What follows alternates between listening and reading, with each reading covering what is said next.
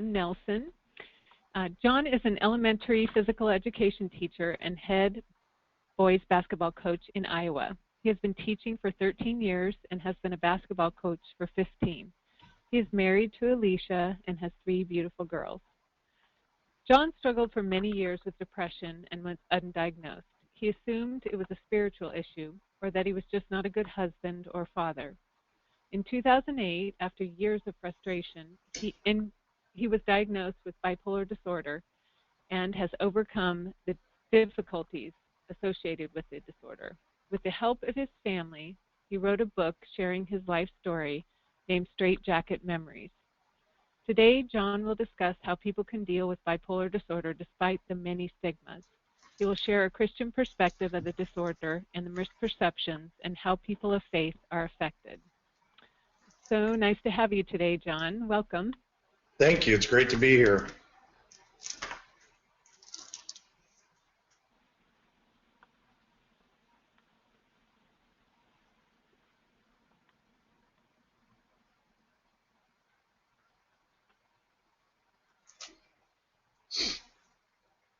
All right, are we ready? We can get started. Thank you. All right, thank you. Well, it's good to be here, like I said, and I'd just like to start off by thanking everyone for this opportunity to come speak to you today. And first off, what I'd like to start with, we have a question on the screen here as what if? And what I'd like to ask you is, what if I told you I had cancer? How would you respond? What if I told you I had diabetes and my leg was to be amputated? What would your response be then? What if I told you I had some incurable disease? What would your reaction be? Now, what if I told you that I suffer from bipolar disorder? How would you respond then? See, a physical disease is more of what I call a sympathetic disorder. People aren't afraid to show support and love. When it comes to mental disorders, people are less informed and usually do not hear of the disorder until something tragic has happened. We tend to stereotype people with mental disorders as irrational or crazy because we are misinformed. See, in 2008, I was diagnosed with bipolar disorder. And one of the problems we face today is the stigmas that are out there. And one of the characters that I wanted to talk about today was Ariel Castro.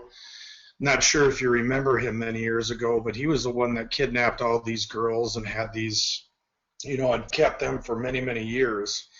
And one of the things that really disturbed me was one of the broadcasters on a notorious newscast said that this is a face of bipolar disorder.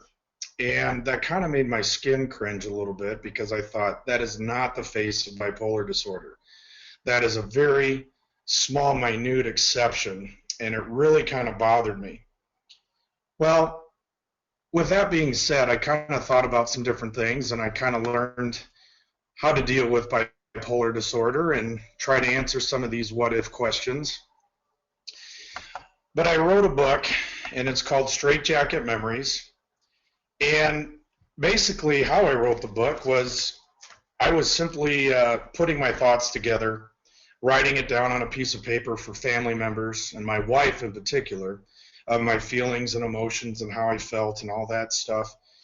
But I never really was feeling, vindicated with everything. So I continued to write more and more. And my psychiatrist told me that I need to get as many things on paper as I could. Well, as I developed paragraphs turned into pages, pages turned into chapters, and eventually I ended up with a book. And by accident, I was told that you should maybe get this published. And through a lot of support from family members and friends, we were able to publish Straightjacket Memories. And that's basically why I wrote the book. It was first for my family, and then it ended up being something that I felt could help many other people. And we've been very fortunate to help quite a few people. We've spoken in very different cities and cultures and ethnicities, and it's been really great, and I'm excited to speak to you people today. But one of the things that I assimilate the disorder to in the book, I call it the beast. And if you've ever struggled with bipolar disorder, or people that have, it is very similar to a beast where you just can't get it out. You just can't let it out of your system. And unfortunately, sometimes when we do, we hurt others around us. When we say things we shouldn't say or do things we shouldn't do, we hurt people around us. And trying to get that beast out was something that I was doing by writing things on paper and doing some things constructively that helped me relieve myself from that beast on the inside. But first, I should digress a little bit and just start talking a little bit about what is bipolar disorder. I know maybe if you have it, you might know a little bit about it, obviously, but if you don't and you're listening in, maybe we can better inform you of what it actually is. First of all, bipolar is a serious mental illness that stems from severe highs known as mania to severe lows known as depression. And you go through these extreme mood swings from time to time, and they can be regular, irregular. They can happen from weeks on end to just a few days. It just depends. And another thing about bipolar disorder is that it's a genetically inherited condition that often becomes activated in early adulthood or under stressful circumstances. I happen to get, I shouldn't say get bipolar, it's not contagious, but I actually was diagnosed with bipolar disorder at the age of 32. Well, by that, we looked back into my history and realized that I was definitely showing signs of being bipolar much sooner than I had been diagnosed, which often is the case. But there are three specific types of bipolar disorder, and the first type I'd like to share with you is manic depression. And I am type 1. This is the type that I am. And this is where the mania lasts for over a week and depression lasts for over 2 weeks. Now I can go, I'm a basketball coach, as was said in the introduction, and I can stay up literally 24, 48 hours easily on end during the basketball season because I'm in my manic phase. Meaning I'm very hyper, very active. Things in life just couldn't be better at times. I'm very responsive to things around me. I have a heightened awareness. It's crazy, and I feel like I can accomplish almost anything when I'm in my manic phase. However, when that ends, say a week or two, I crash, and I crash hard.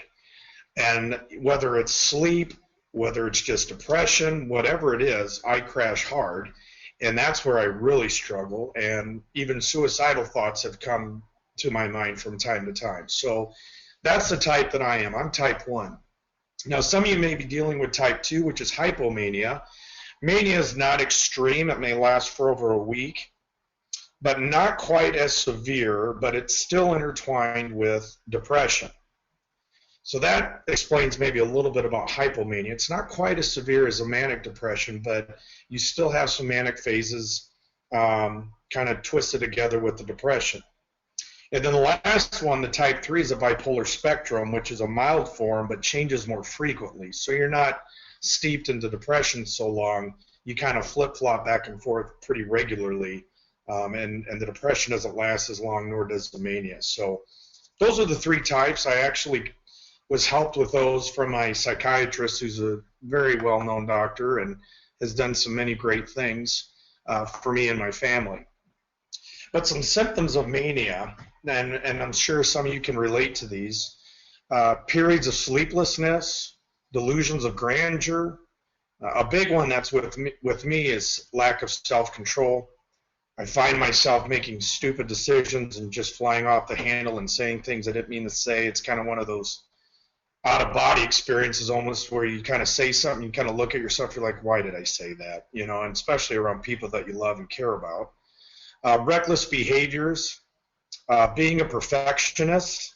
I know when I write up a practice plan for basketball, if I mess up, no one's going to see the practice.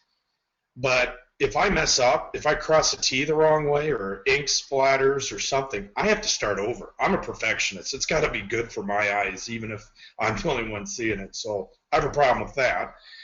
Binge eating, that's one of those things if you ever see me, which I'm kind of glad you can't right now, but binge eating, I can't decide whether I want to eat a lot, eat more, eat less. It's just one of those things where you can't figure it out.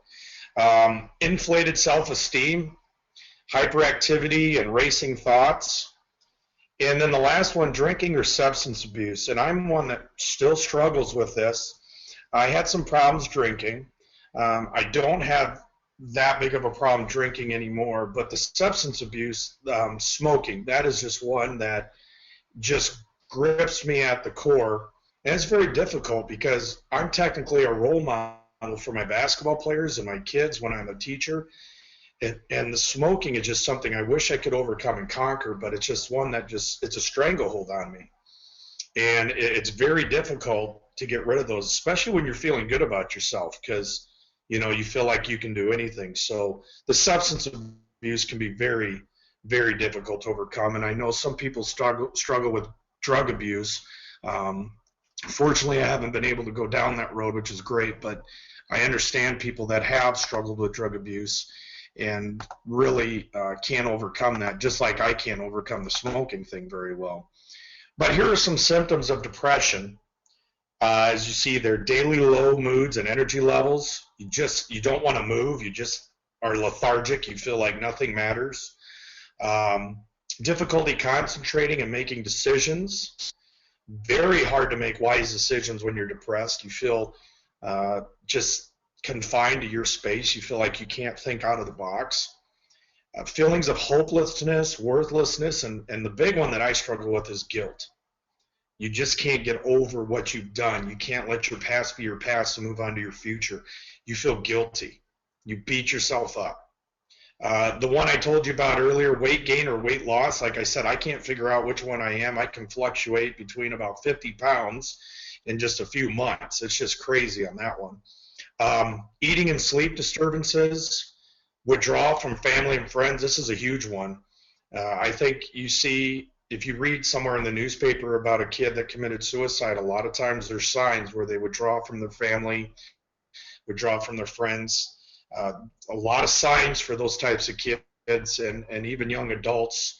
When those things start to go on, they're dealing with depression, and hopefully there's some intervention before they get to be too extreme. Fatigue, persistent sadness, always talking about dark things, or just nothing is positive in their life. And then ultimately they have suicidal thoughts. And I've struggled with every single one of those symptoms. And it's just been one of those things where it's hard to overcome it no matter what people say. It's hard for anyone to change your mind when you feel so worthless and so down and so out of it, and you just feel like if I end things, they would all be better. And from a spiritual standpoint, one of the problems that I had was the fruits of the Spirit. And I don't know if you're familiar with them, but one of the things that it talks about is love.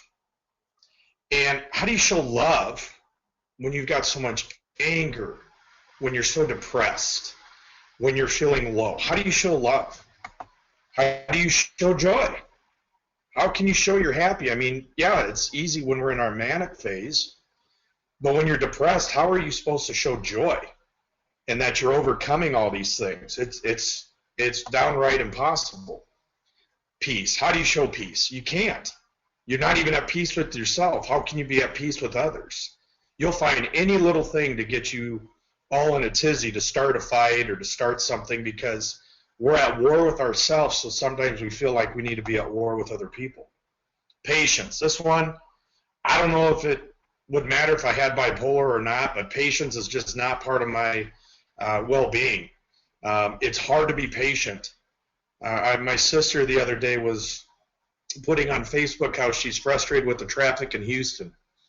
And I said, well, in our little town, I'm frustrated hitting the one stoplight, which causes me an extra minute off my time in going to Subway. So patience is not one of the virtues that I hold dear. Another one is kindness. It's tough to be kind to people when you feel so low, when you're upset, when things irritate you, when you have a short fuse, especially when you go unmedicated, which we'll get to in a minute. Goodness. You can't find goodness in things when you're so frustrated. It's impossible.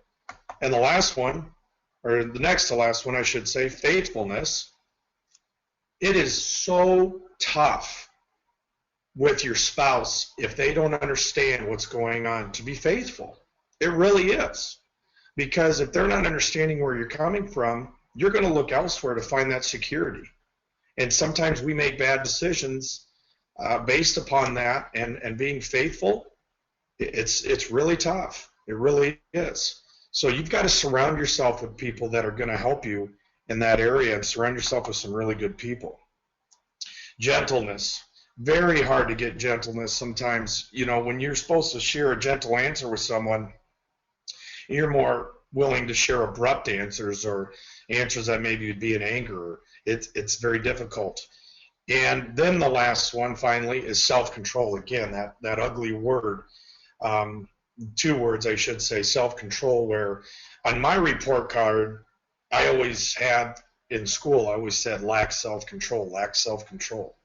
Well, it's tough when you're 6, 7 years old. And back in the day, they didn't really diagnose kids with ADD. They used to slap Ritalin on all the kids. And, you know, my parents would refuse to do that because there's so many side effects. And I really am grateful that they did not.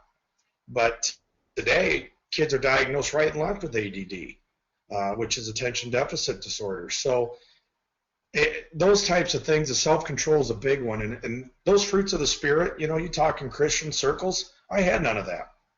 So, you know, I had been a Christian for a long time, but now I'm looking at myself going, I'm not. Evidently I'm not, because I have none of these things. I'm so angry. The one thing I kind of like to share with you, I think most of you can appreciate this. I got this joke I like to share. It's a mental health hotline joke. You know, so I'll just lead it on like this. I called into this health hotline, which is a joke, by the way. But they said, if you are obsessive compulsive, press 1 repeatedly. Okay. If you are a codependent, please ask someone to press 2 for you. If you have multiple personalities, press 3, 4, 5, and 6. If you are paranoid, we know who you are and what you want. Stay on the line so we can trace your call. If you are delusional, press 7 and your call will be transferred to the mothership. If you are schizophrenic, listen carefully and a small voice will tell you which number to push. If you are manic depressive, it doesn't matter which number you push since no one will answer. If you have bipolar disorder, please leave a message after the beep, or before the beep, or after the beep. Please wait for the beep. Beep. And if you have low self-esteem, please hang up. All our reps are too busy to help people like you. Now, I love using that joke, you know, and hopefully you got a chuckle out of that. I can't hear the audience, but hopefully you got a little chuckle out of that. I did, because all of those things I can relate to. But I kind of like to lighten things. I'm one that likes to joke a little bit and try to provide humor, because honestly, if we can't laugh about some of the things we've done, or some of the things we've said, or some of the things that we've gone through, you're going to end up crying a lot more than laughing. And you just are not going to find a healthy way to deal with your bipolar disorder or any kind of depression. But moving on here, just, you know, from my childhood, I saw a picture on our wall, which, you know, in spiritual realms or in Christianity, we talk about the Feast of the Lamb, and this was a picture that my parents had up on their wall. And I always wondered why I couldn't go to that dinner, which is the Feast of the Lamb, when you know, Christ returns and all that, and they have us together. I always wondered why I couldn't go. And the bottom line was, my mom said, well, you're not a Christian. Well, being 6 years old, I was pretty upset I wasn't going to be able to eat. So, you know, at a young age, I became a Christian, and I decided I was going to try to live a great life, you know, as all of us strive to do at some point or another. I grew up in a great Christian home, trying to figure out what denomination I am. I don't know if you guys have that problem, but trying to figure out what denomination I am. I was baptized Lutheran as a baby, went to a Presbyterian church, grew up in a Baptist school, moved to a Wesleyan church, went to an independent Baptist college and church, and now I go to an evangelical free church. So I guess you could say not only am I bipolar, but I'm kind of screwed up in my religion as well, because I really don't know what I am. As I moved on and got older in high school, symptoms began to appear and interfere with my spiritual life and daily activities. Moving on to my college years, one of the things that really bothered me was the question, do I have to earn my salvation? And this was really a fight against legalism and a fight against many things that I'm not going to get into. But as my freshman year went on, I was getting more and more depressed because people would say things like, well, I don't think you're a Christian. I don't think you're a good enough person. And so I'm starting to get this complex that I have to earn my salvation. I have to be a better person. I have to do things the right way. And I knew I always was struggling with something inside, that beast inside of me. And I thought, well, I'm never going to be as good as you, or I'm never going to be as good as this person. And by my freshman year of college, by the end of that year, I was suicidal. And I was talking about dying and killing myself, and my parents picked up on that pretty quickly. And, you know, they started to talk to people, and they started to talk to doctors, and they started to talk to various friends, and they said, our son's really starting to become suicidal. Well, as the beast begins to grow stronger, inside of me, my suicidal thoughts became more of not just for entertainment purposes, but became serious. And by my sophomore year, I thought, you know what, I'm going to try to make things right.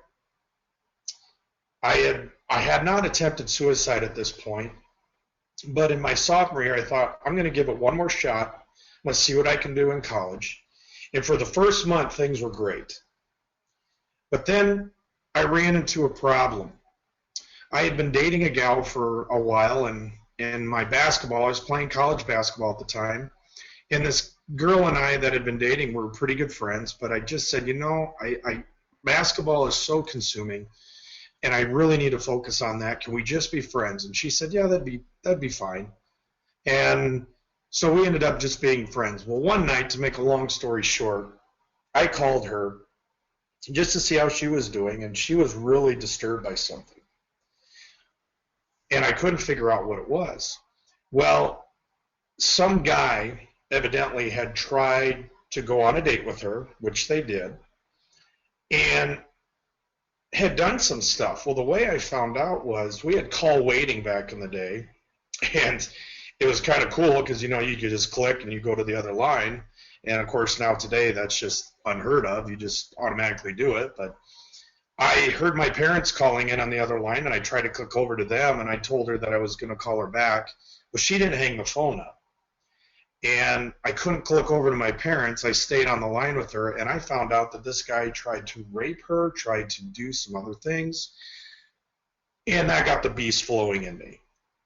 So my roommate grabbed me, pushed me down on the bed, goes, don't do anything stupid. You can't do anything. You've come too far to do anything stupid. As soon as he said that, two buddies of mine came in the door and said, we're going to take this guy out. And I said, what happened? He goes, this same guy just dated two of our girls and tried the same thing.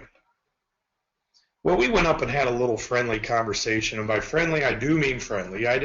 We didn't throw punches. We didn't threaten. I'd made a simple comment about if you don't keep your hands off, something could happen. Well, they took that as a serious threat. Unfortunately, an RA had been walking outside the door, heard that. And needless to say, I got taken into the dean's office. Well, I was thinking actually when I got taken in, they were going to have me explain what happened and I would be free and clear, and that this kid would get in all this trouble. As the day progressed, I went through 10 hours of interrogation over this whole incident. By the end, they said I bullied this kid. And I'm sitting here going, I just stood up for girls' purity. I just stood up for what's right. And inside, the beast is just, sweltering. I just coming out full blown. And I go crazy. And I just started sobbing there at that point. They kicked me out of school. And I thought, well, nuts to this Christianity.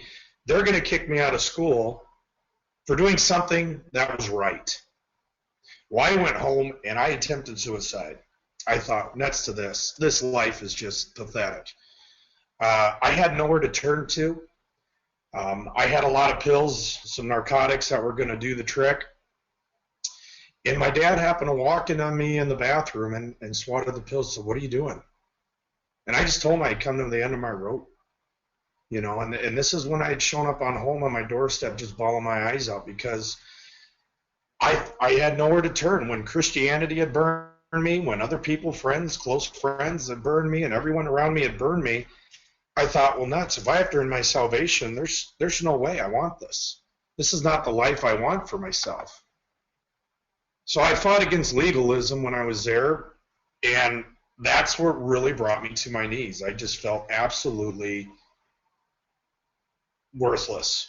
I had nothing left in the tank. So a lot of confusion sets in. I thought, I'm never going to be worthy enough for God. I'm never going to be worthy enough for another person. Why even try? What's the point? And, there's a slide there that says intimacy with God and others is broken, and that's what it was.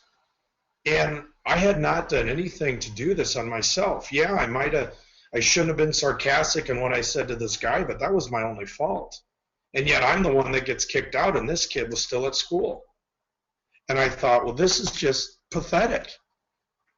And we accept that slide there says we accept the love we think we deserve. And I didn't think I deserved any.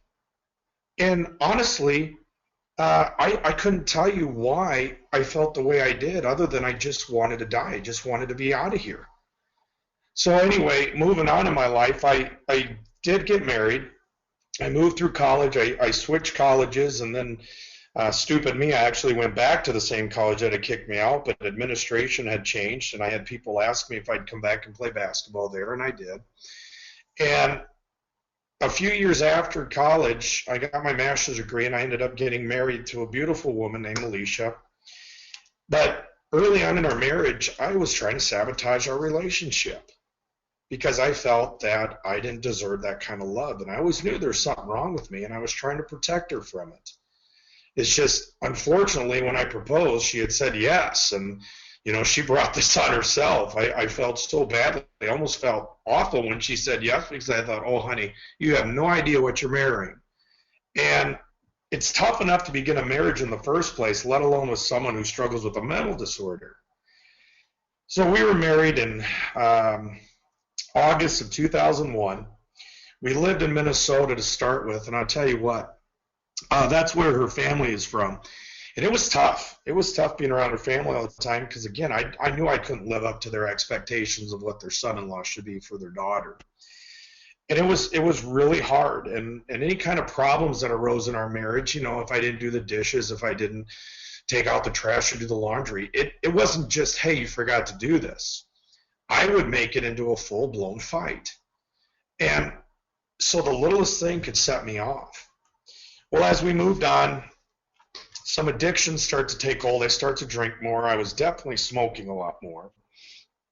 And I couldn't seem to get myself off that. I started to gamble. Oh, my.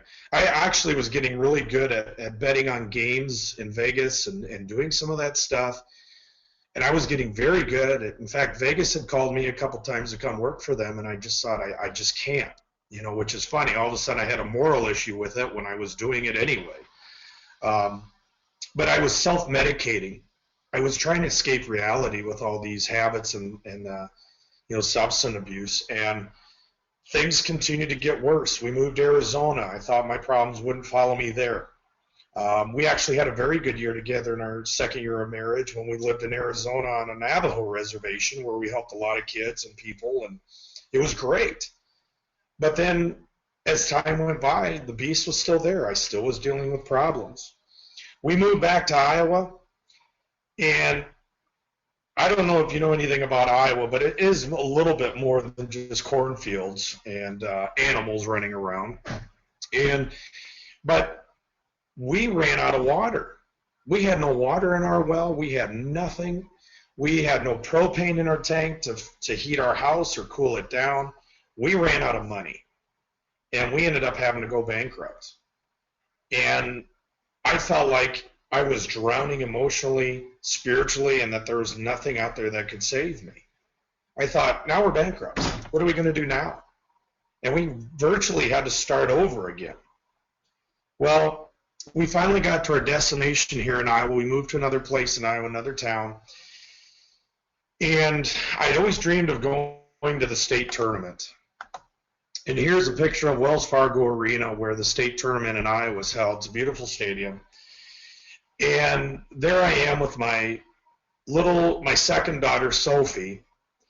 And remember earlier in the webinar when I was talking about bipolar sometimes affects us when we are in young adults, or circumstances can cause it. Well, in 2008, we made it to the state tournament. Always have been a dream of mine. I couldn't make it as a player, and as a coach, I had some close calls, but I finally made it. You would think life was great, and it was. I was on cloud nine. Everything was great in my life. Yeah, we had problems in our marriage, but I could overlook those right now because my job was great, and I had a goal in mind, and I was doing it. And so I was just, like I said, cloud nine. Just had a new baby girl born. You would think the whole world was, on a platter for me to take. But unfortunately, that was just the start of the end for me, going undiagnosed with bipolar disorder. I struggled with this. I had some bizarre behaviors, and one night, finally, I snapped. And I went out and I drank quite a bit. And my sister had been visiting to help with the new baby, and our other daughter, Jera. And I came home, pretty well-to-do with the alcohol. And I said some things. I was totally rude to my sister. I was totally mean to my wife. And I said, I'm going downstairs. I don't want to hear from anybody. Well, my sister, bless her heart, called my parents. And my parents drove, which from my hometown, it's about 2.5 to 3 hours out here. My parents drove that distance at about midnight. And they called my psychiatrist, which he wasn't mine at the time, but they called my psychiatrist and they said, Jonathan's going through all these things. And he says, well, is he doing this? Is he doing this? And they're going, check mark, check mark, check mark. Write down the list of what you would do to see if someone was bipolar or had depression. Just check mark, right on down the list. Well, all of a sudden then, he says, I'll tell you what, he is 100% bipolar. There is no question in my mind he's bipolar. Well, I was kind of passed out on our bed in the basement. And you know how you're kind of in it, kind of out of it, and you kind of can hear someone talking to you in the distance when you're sleeping? Well, I could kind of faintly hear my dad in the distance, and I finally came to, and he said, Jonathan, we think we know what's wrong with you. And I kind of rolled over. I was like, great, what is this, another spiritual issue? What am I, a bad husband? I already know that. A bad father? I know that too. He goes, no. He said, you're bipolar. And immediately a weight was lifted off my shoulders because I finally had a reason for this beast. I finally had a reason for why I was behaving the way I was behaving and acting the way I was acting. I finally had something to hold on to that said, hey, this is what is going on. So I had some answers finally, at least to start with. Now, something I'd like to share with you in this webinar is how to manage your disorder and how others can manage it with you. First of all, as you see there, you need to medicate properly and consider counseling. First, the thing that you really need to do is find a combination that works for you. You can't just say, well, I take Abilify or I take Lamictal or, I'm on Prozac or, whatever you take, lithium, and say, well, that works for me. You're going to have to probably, I don't want to say play with it because that sounds like a bad word, as far as what you do with drugs and the whatever you take. But you kind of have to work with it a little bit to find out what exactly is right for you and what you can take. With your medication, you got to be faithful and consistent. Those are huge. And then you need to find a counselor or therapist that will really benefit you. Don't just find the easy fix out there. And what I'd recommend is not even finding someone that you know. Find someone who can kind of be not someone that's biased towards you. You got to have someone that's going to lay it to you pretty straight. And those things are really big. Another thing when we talk about this is take a time out. Both parties, whether it's a person you're with or friends or whatever, your family, your parents, your spouse, you need to take a time out. Talk when your mind is in a better place. A lot of times my wife says, would you go just take a drive? And she knows I'm not suicidal anymore, so the thought of driving into something is gone from me, even though I was tempted by that many years ago. But I was able to at least leave the situation for a minute, come back, and I was in a better place, and we could talk. Both parties may need to find time where they can say what they really mean. And instead of just lashing out something that's cruel and hurtful, now you can say something that's beneficial. Be committed to the conversation. Don't have the TV on. Don't have the radio on. Don't be looking at a newspaper. Focus on each other. Don't be texting on your phone. Those types of things drive me crazy when I'm trying to have a conversation with someone because I want their undivided attention. So be committed to the conversation. And if you can't get anywhere with each other, don't be stubborn. Seek a counselor. I mean, just a few months ago, my wife said, I think we need a marriage counselor to get us through some stuff. I was stubborn for a while. And finally, I came to grips and saying, you know what? You speak about this in seminars and webinars. You've got to live this out. So I finally said, you're right. We've got to seek a marriage counselor. Because even though it's been 6 years since I've been diagnosed and our lives are so much better, we still deal with the same daily struggles that most people deal with too. I'm not healed, nor will I ever be healed. That's something that you got to come to grips with too. You're never going to be healed from your disorder. You are always going to have this disorder. You are always going to struggle with it. So how do we manage it? How can others manage it with you? Well, communication is another key. Express your feelings. Say exactly what you're feeling. Don't sugarcoat it, but don't be harsh. You've got to say exactly what you mean. Too many times I'll say half of what I really want to say to my wife and leave the other half to boil inside of me. That's not healthy. And you have to understand that there are two sides to a relationship. So many times, especially from a male perspective, we can be very selfish. And when we think about me, especially when it comes to intimacy, there's a lot of things it's all about me. It's all about me rather than focusing on the partner or somebody else. There are always two sides to a relationship, even in friendship. And then you got to realize, especially if you're helping someone, if you're listening tonight and you know of someone and you'd like to help them, if they get mad at you, don't think it's about you, because it's not. They aren't lashing out at you. They're lashing out because they have a disorder, they have a disease, they sometimes can't think straight. We talked about it earlier when I asked you what if. Well, everyone's going to sympathize with the person with cancer. Everybody does. They bring them meals. They might pray with their family. They help them out. People like us that have mental disorders, oh my gosh, don't talk to them. They may freak out on you. But you have to understand, it's not about you. We deal with, the people that have bipolar disorder, depression, or whatever, they're not taking it out on you, although it feels like it. There's something deeper inside that they're dealing with. And then another one is patience is a virtue. Again, not about you. Realize that there's good inside the person struggling, and that's the biggest thing that helped my wife and I get through. She always knew there was good inside me. She really believed it. And she took that to the extreme of where she would help me anytime she needed to get me out of a mess. And she's gotten me out of plenty of messes, whether it's been because I drank too much, whether it's because I've gotten myself in a situation or said things I shouldn't have said. She usually is good at cleaning up my messes, but she also does that because she realizes there's a lot of good in me. And then you got to find a support system. That's huge. Find people. Surround yourself with people, not necessarily with bipolar, and going to these support groups where everyone's bipolar and you talk about it. Find a support system where people understand it and they want to help you. I surround myself with many great coaches. That helps me be a successful basketball coach. I level with them. They know my disorder. They're very supportive of it. They help me. If I'm getting flustered or upset, they're like, you all right? You need to calm down. You good? You You just have to find that right support system. So you need to surround yourself with some really great people. So you got to find who they are. Accountability. That's another big issue. You've got to be accountable. Keep them on task and motivated toward the goal of recovery and stability.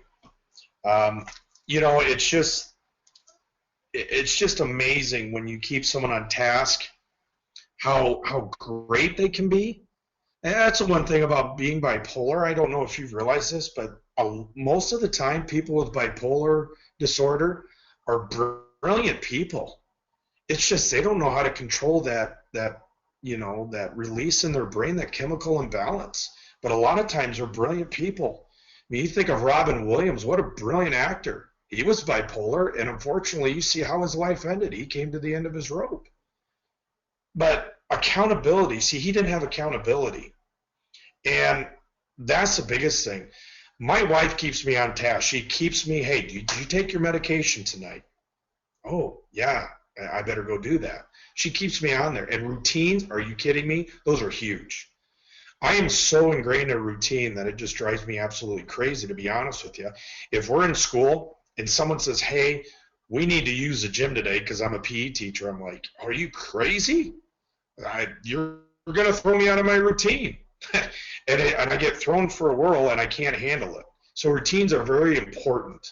And that's a picture of my family there, as you can see, not to interrupt, but it's my wife and my 3 girls, and then I don't know who that guy, no, that's me. But that's my family, and my wife is there talking actually during a interview with people about bipolar disorder, and she's one of my biggest supporters, and I love her dearly. The 6th thing, love and understanding. Unconditional love. Do we honestly know what unconditional love is?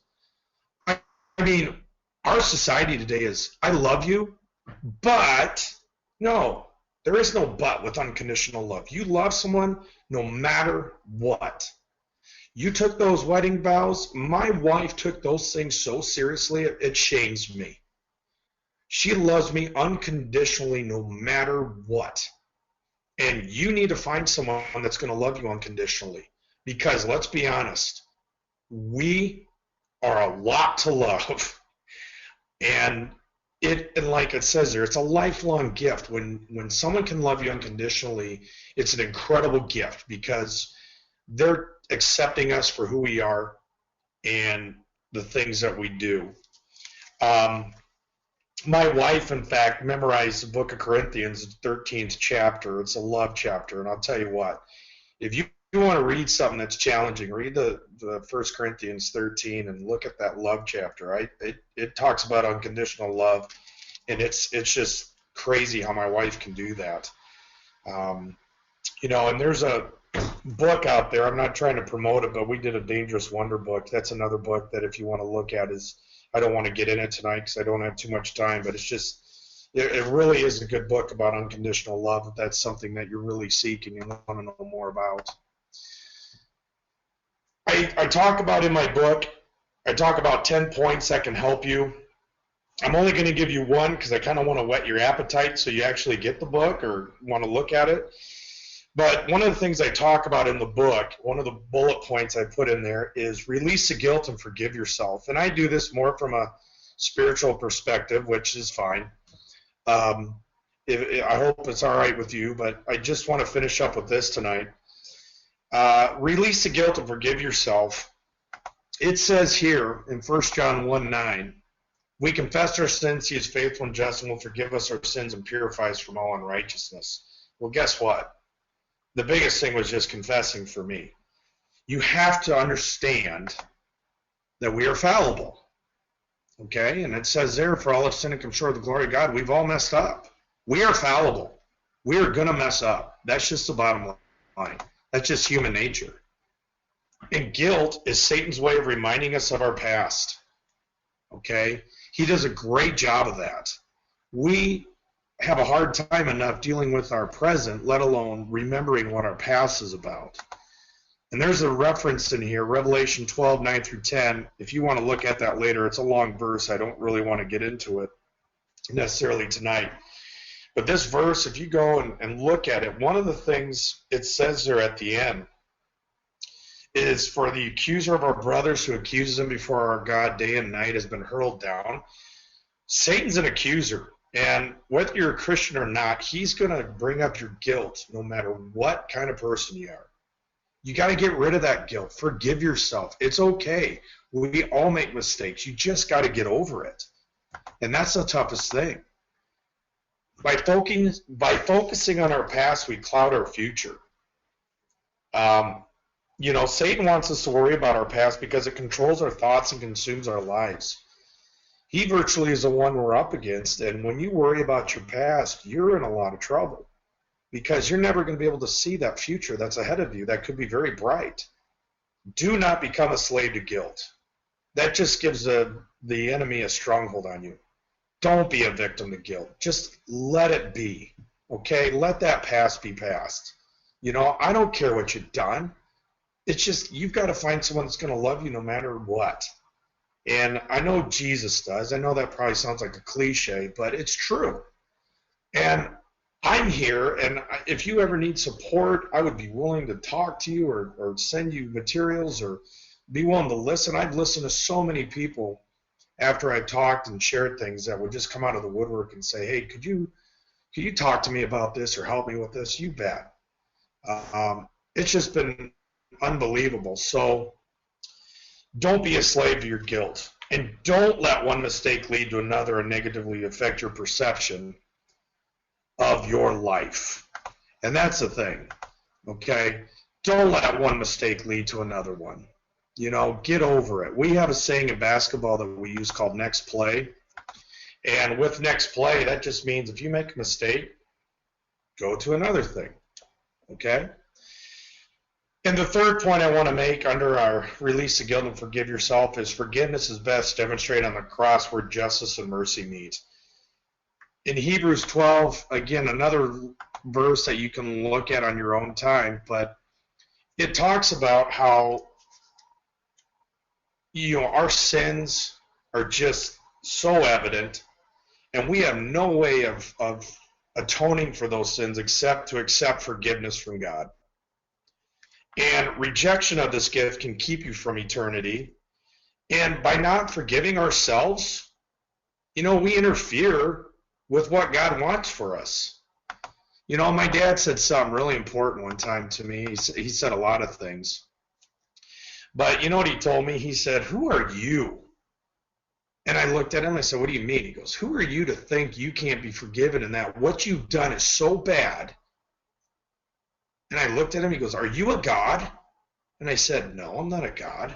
He said, why do you think that you've done something beyond what God can handle? He goes, you're making yourself to be out bigger than God. And I said, well, I never thought of it that way. And whatever you're dealing with, there's nothing new under the sun, okay? You're not dealing with anything that nobody has dealt with in their life before. We've all been through it at some point or another, or at least somebody has. So you're not alone. And just a couple things I want to finish up with. We talked about the rejection already, but we interfere with not forgiving ourselves with God. And we place him higher. Like my dad said, we place him higher. And again, there's my family, but who are we to think we're above God's forgiveness and grace? I look at my girls every day and go, wow, what a gift. This is amazing. My wife, amazing gift. And I really couldn't do it. I'd be suicidal probably today if I didn't have the love and support of my wife and people around me. And, my kids keep me going daily. It's just amazing. But if you suffer from depression, anxiety, God knows and understands. And he's waiting for you actually to depend upon him. And I just can't stress enough, if you're dealing with this and you're struggling with it, you need to get help right away. If you're someone that does have help, you got to stay faithful to the meds. You got to stay faithful to the process. And you got to do everything you can to make sure that you're not going to regress into something that you don't want to be again. It's just incredible, the support, the outpouring, the letters, everything. And the International Bipolar Foundation, if you'd like to give to their website, please do. I mean, they've been really influential with me. I've been reading up on them and following some of their emails that they send out. They do a great job, but if I can be of any help, again, check my book out if you want to, Straightjacket Memories. Got the title. I did not, I have to preface this, I was not in a straitjacket. I just want everybody to make sure they know that. I was not in a straitjacket. It just happened to be a title that I thought would kind of be fitting for what I go through, because you feel, as a person with bipolar disorder, you feel like you're in a straitjacket already emotionally. So, but yeah, thank you so much for having me. I really appreciate it. This has been a very surreal experience for me. It's been interesting to talk to my computer screen, hoping there's people out there listening, but thank you so much for your time, and have a great night. Excellent. Thank you so much, John, for sharing your story with us and being so open and honest. If you can hang around for a couple minutes, if there are any questions, you can go ahead and type those in on your screen, and I will read them for John to answer. No problem.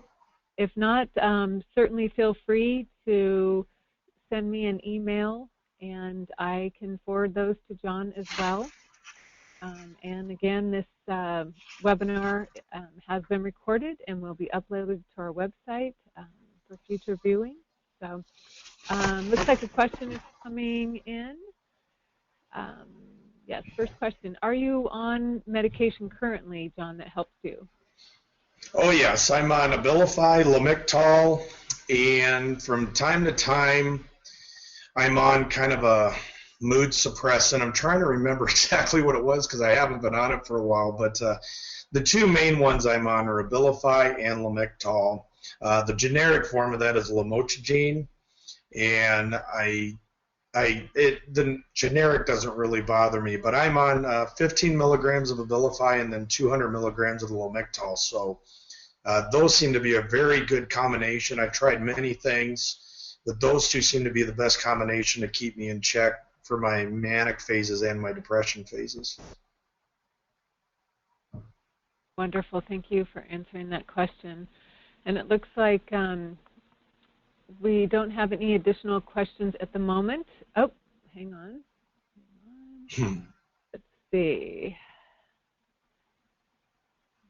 This is the same gal. I can no longer take Abilify since February. My psychiatrist wants me to keep taking it, but the side effects, which are obesity, let's see, kind of a shortened message here, elevated lipids and prediabetes, the fear of PD, I won't take it again. Any suggestions for something else? Oh, I think, oh my gosh, I wish I hadn't thrown that away. There's a new drug out there that just can be substituted for Abilify. It's very much like Abilify. I hope I can answer this, and you can research it, but there's a drug that is the same thing as Abilify, but does not have the same side effects as Abilify does, because I'm also on a very stringent diet, because I too can be, I get my blood work done all the time because I too can be diabetic or become diabetic. So that is a concern of Abilify, but you got to check with your doctor, maybe look it up, something that can be substituted for Abilify. I know that's another, I wish I could answer that. My doctor just written a prescription if I'd wanted it, but I said I'm working well with the Abilify and I didn't want to test it. So maybe check into that. I'm sorry I can't give you the specific name, but check into that and see if there's a substitute for Abilify. I think it would be really beneficial. Great, thank you. Let's see. There's a question, but I'm not clear. Maybe you can retype it. The audience listener, how do I convince him to be willing to do that? But I'm not sure what you mean. Can you retype the question for me? Maybe something missed.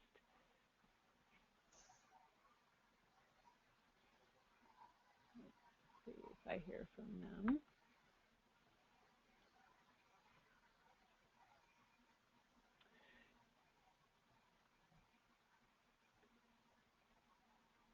oh, my